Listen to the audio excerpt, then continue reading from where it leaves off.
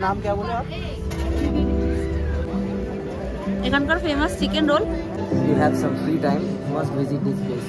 The awesome ambience and the amazing flavor of cakes and pastry. Really love it. চলে এসেছি এখন টাউনে।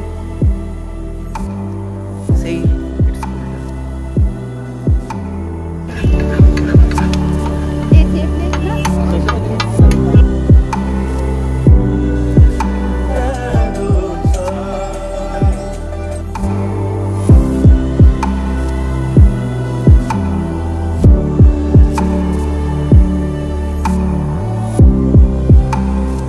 যে রাস্তা দেখছেন সেই রাস্তা দিয়ে আগের পর্বে দেখিয়েছিলাম ফালুত ভ্রমণ।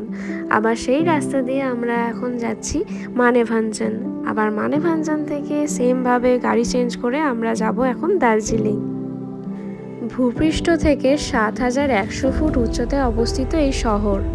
বছরের পর বছর ধরে পর্যটকেরা এখানে ঘুরতে আসেন। যদিও দার্জিলিং ঘোরার জন্য কেউ কোনো ঋতুই ধার ধারে না, তবু শীতকালেই পর্যটকের বেশি ভিড় জমে।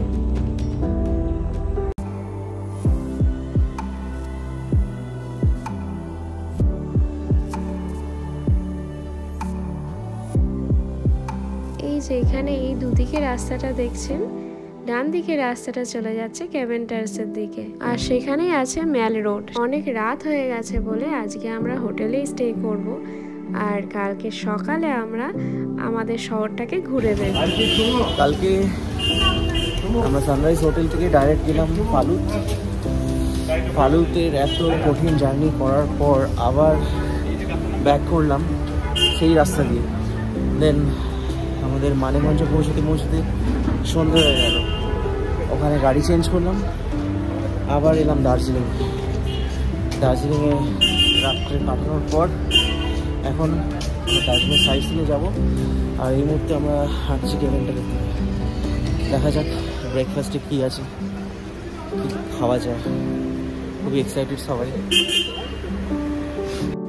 এই শীতের শহরে এসে খাবারের জন্য অন্যতম ডেস্টিনেশন হলো গ্লিনারিস এবং ক্যাভেন্টার্সে যখন গেছিলাম তো আমরা ভালোই ভিড় পেয়েছিলাম, কিন্তু ভিড় ছিল তো কি হয়েছে, ভিড়কে এড়িয়ে আমরা ক্যাভেন্টার্সে খাবো বলেই তো এসছি না, তো যতই ভিড় থাকুক তো আমরা ওখান থেকে খেয়েই ছাড়বো।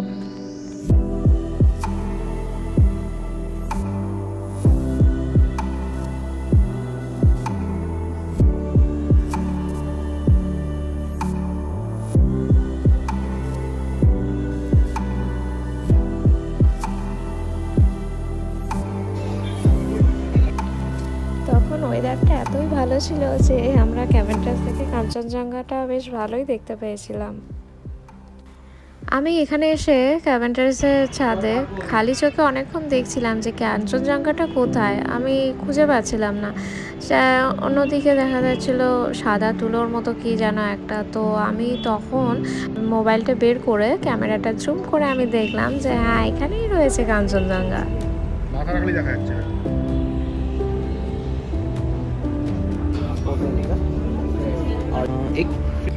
এখানে রয়েছে বিভিন্ন ফুড আইটেমের প্রাইস লিস্ট।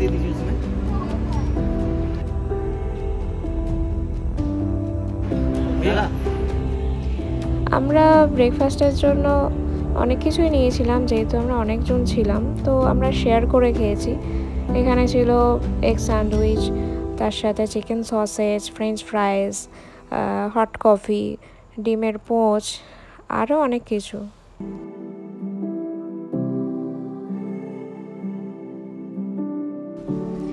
ভিডিওটা যখন আমি এডিট করি তো তখন আমার এই খাবারগুলো দেখে ভীষণ ডেলিশিয়াস লাগছিল, মুখ দিয়ে জল পড়ছিল, তো মনে হচ্ছিল তখন আমি আবার ক্যাভেন্টার্সে চলে যাই সেগুলো আবার টেস্ট করার জন্য।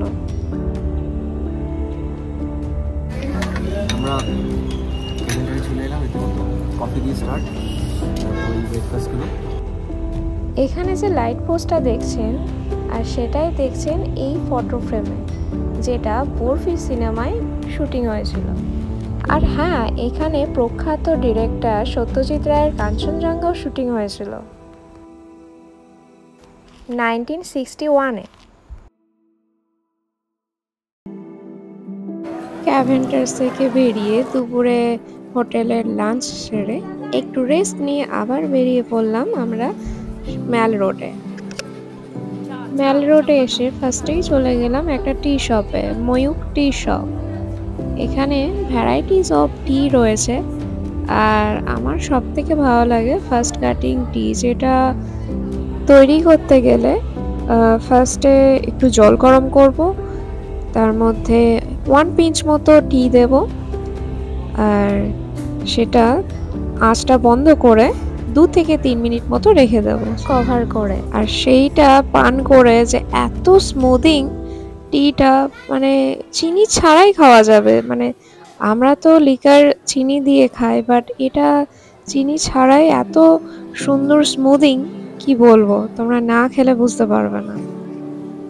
তারপর সেখান থেকে ইস্টার্ন আর্ট একটা শপ আছে, সেখানে বিভিন্ন বুদ্ধাস রয়েছে।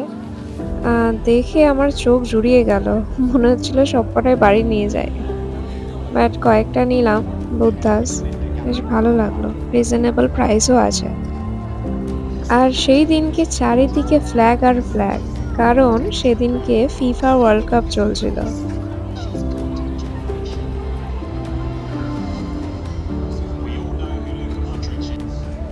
এতক্ষণ বেরিয়ে এবার আসল ডেস্টিনেশনে এলাম, যেটা হলো ম্যাল মার্কেট।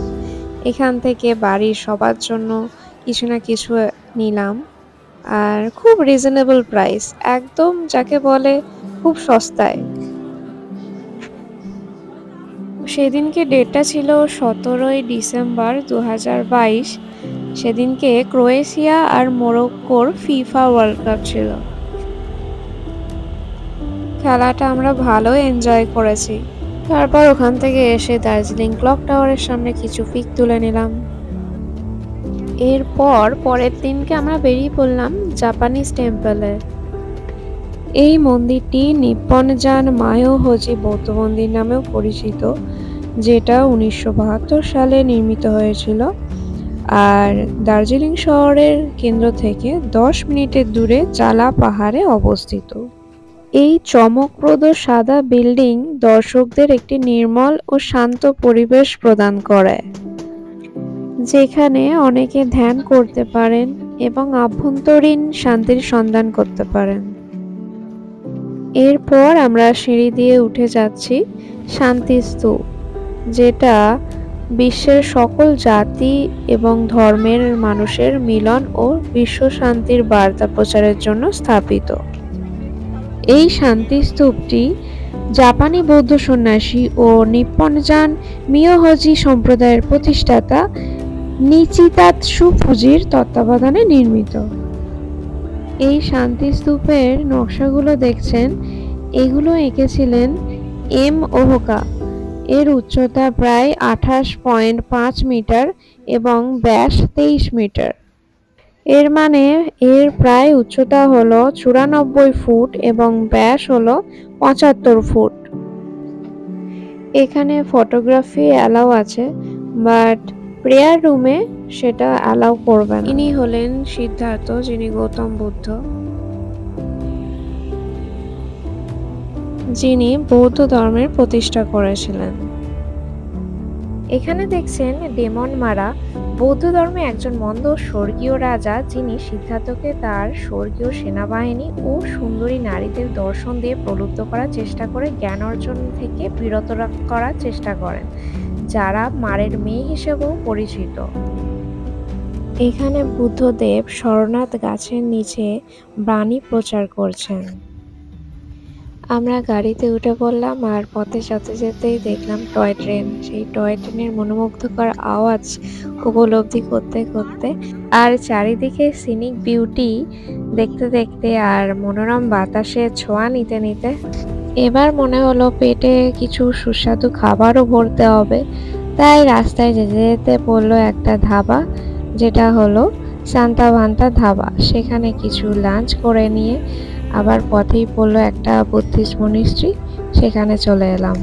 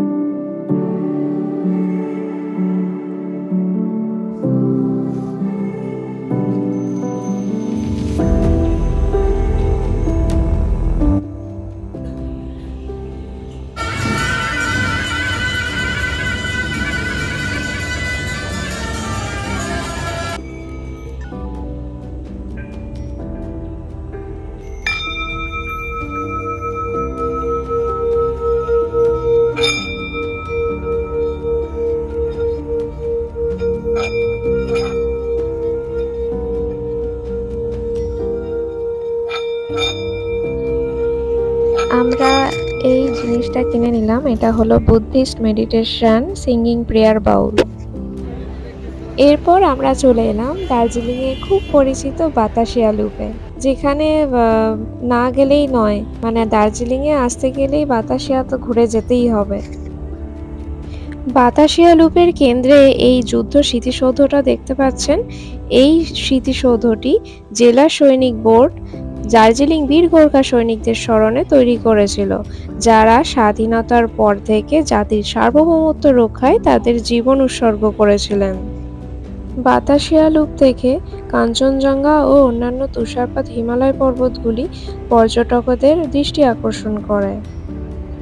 দুর্ভাগ্যের বিষয় হলো আমরা যখন গেছিলাম তখন কাঞ্চনজঙ্ঘা মেঘে ঢেকে গেছিল, সেই জন্য আর দেখতে পেলাম না। এখানে ইঞ্জিনিয়াররা রেল লাইনটা এমন অদ্ভুতভাবে তৈরি করেছে যেটা বৃত্তাকারে অবস্থিত, আর যেটা উচ্চতায় 1000 ফুট নিচে নামায়। ভাবতে পারছো? আপনারা ভাবছেন বাতাসিয়া লুপ কিভাবে যাবেন? তারা যাবেন হচ্ছে বাস স্ট্যান্ড থেকে আপনি বাতাসিয়া লুপে পৌঁছানোর জন্য একটি স্থানীয় বাস বা ট্যাক্সি নিতে পারেন।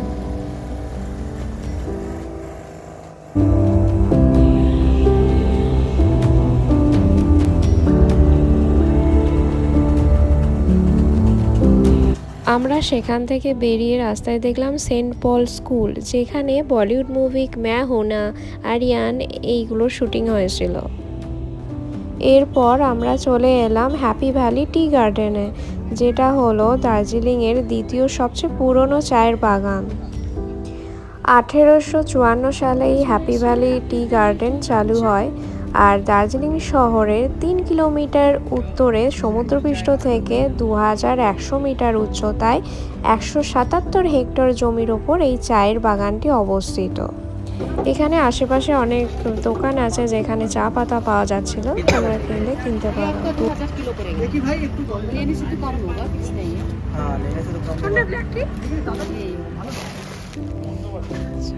ये वाला चाय थोड़ा पिलाइए हम लोग को। टेस्ट करना है। चीनी दूँ? नहीं, हल्का चीनी दीजिए, हल्का चीनी। टेस्ट करी कर। चलो आसो। नाम क्या बोले आप?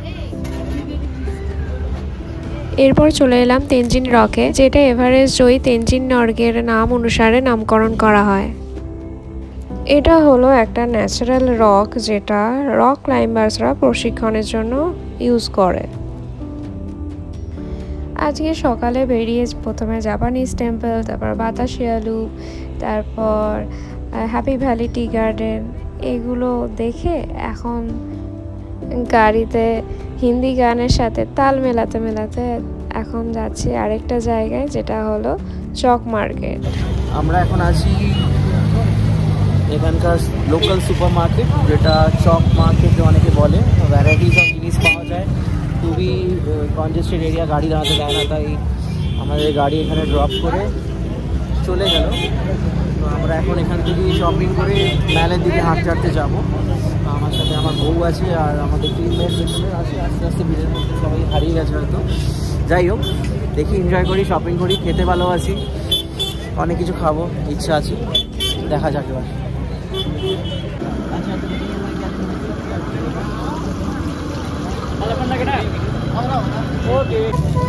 क्या करें? वेज खाइए, एक बनाते हैं।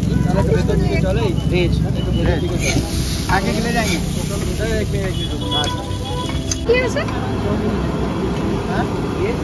Same chicken same chicken corner. एक केचप मत देना, टमाटर टेस्ट কেমন? ভালো, দারুণ খেতে, অসাধারণ। এখানকার ফেমাস চিকেন রোল খুব সুন্দর, খুবই সুন্দর খেতে, জাস্ট বলে বোঝাতে পারবো না। चिकन भाई पास में दो। ये नूडल्स थोड़ा टेस्ट कराइए ना, कैसा है? थोड़ा टेस्ट कराइए। 40 40 और खाइए ना 40 का। नहीं अच्छा होगा तो हम खाएंगे। ये तो 5 प्लेट अच्छा है, इसलिए तो आए। 5 प्लेट ये बना दीजिए, थोड़ा टेस्ट कराइए। 20 का दे देंगे, ठीक है? 20 नहीं, थोड़ा टेस्ट करना, एक पीस दीजिए। ऐसा एक निकाल के एक तो दीजिए। আমার কপাল সবসময় ভালো। দিদিকে বললাম টেস্ট করানোর জন্য, দিল আর দিয়ে দিল। আমি জানি না কাউকে দিয়েছি কি না। তো এরপর আমরা মোমো অর্ডার দিলাম, মোমো খাবো, চিকেন মোমো।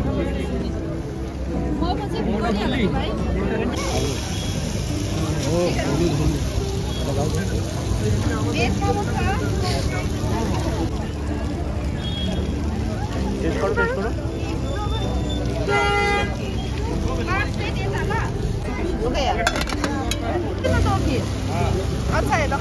नूडल्स और ये मोमो खावा कर लिए मोमो खा के इसको टेस्ट कर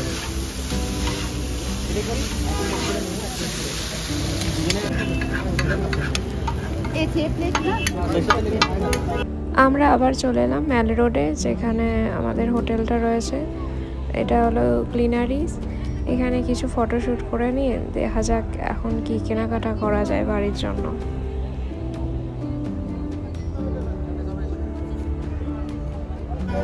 আজকে হলো আমাদের ডে 6।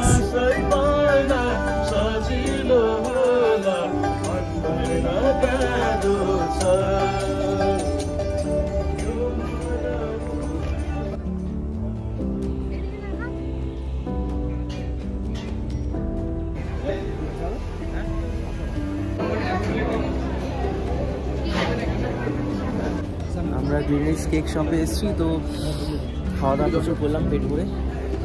মানে কেকটাই এমন পেট ভরিয়ে দিল, কী করবো, এটা দেখছি খেতে ইচ্ছে করছে, ওটা দেখছি, আর নিয়েও নিলাম।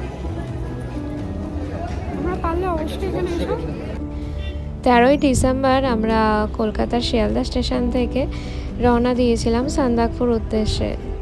সান্দাকফু, ফালুত এগুলো ঘুরে দার্জিলিংয়ে এসে আমাদের আজকে ডে 6। তো আমরা সকালে গ্লিনারিস থেকে কেক খেয়ে আমরা এখন যাচ্ছি কার্শিয়াংয়ের দিকে।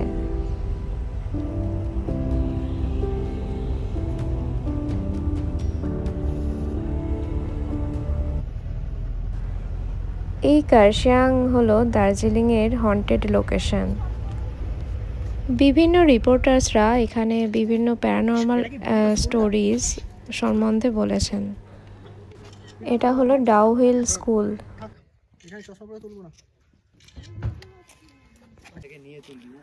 এখন অলমোস্ট 5 PM, আমরা ডাউহিল চলে এসেছি। ডাউহিল সেই হন্টেড স্কুল,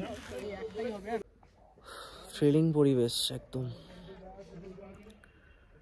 সেই হন্টেড জায়গাটা দেখে কিরম গা ছমছমে একটা পরিবেশ। আমি সাথে প্রিয়াঙ্কা আমার ওয়াইফ জায়গাটা শুধু মজা নিচ্ছি। এখন প্রায় 5টা বেজে গেছে। 5টা বেজে গেছে, ওয়েদারটাও সেরকম।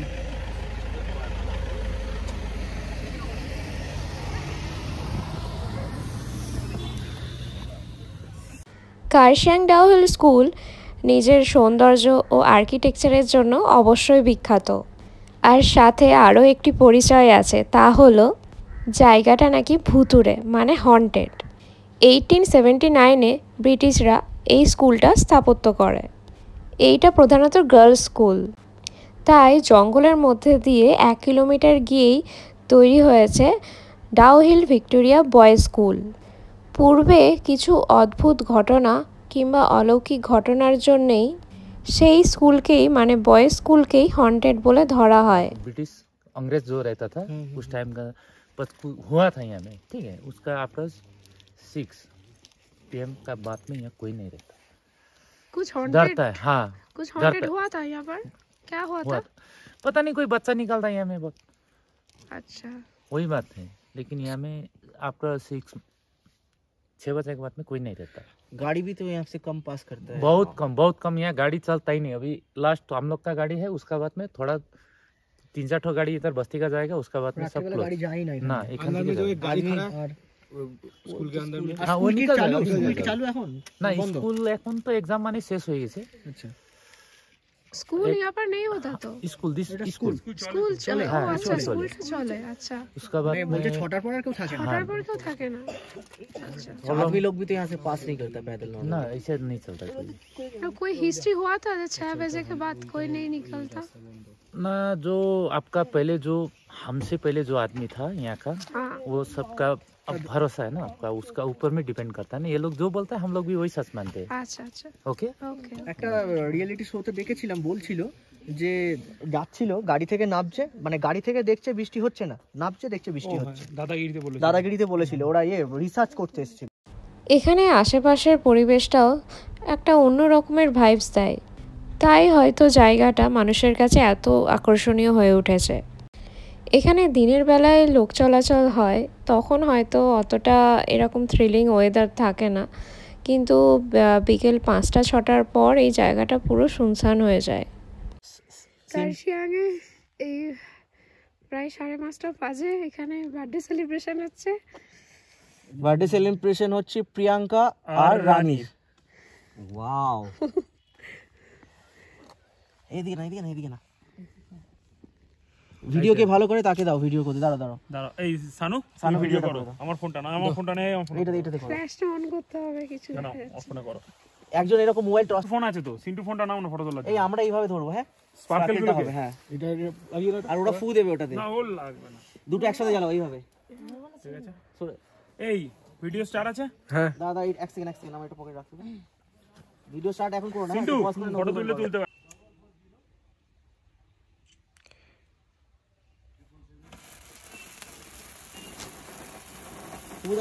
পুদা মোমবাতিতে।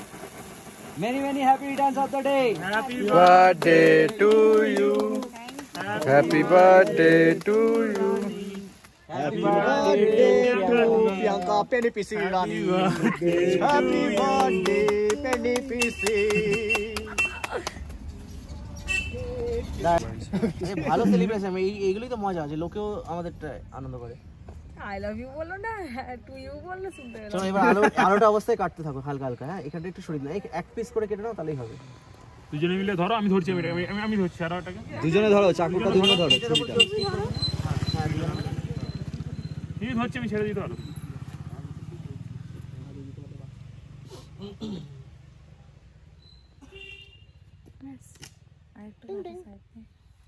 দা কেক কাটার ছবি নিয়ে, একটা কেক কাটার ছবি। একটা গিয়ে কেকের দিকে তাকিয়ে কাটো, ব্যাস।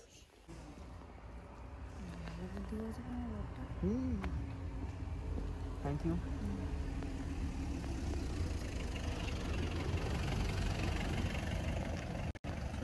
সবাইকে দাও।